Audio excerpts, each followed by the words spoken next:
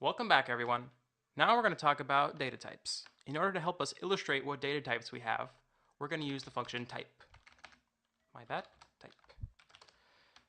What this function does, it tells the interpreter to output the type of whatever's in the parentheses. So let's start with type 2.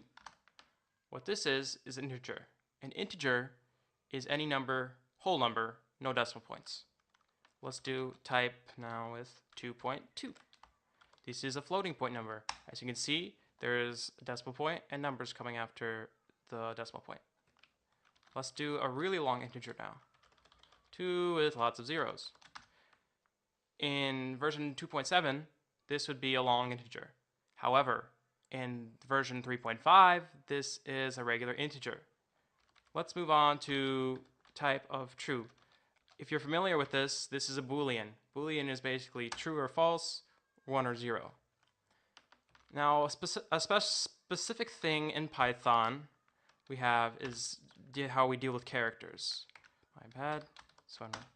So let's see here. A single character is interpreted as a string. That's because in Python, single characters are considered single-lettered strings. And we'll see the same type come out when we do ABC. It is also a string. So that concludes what data types we're going to be dealing with in Python. Next time we'll be doing variables.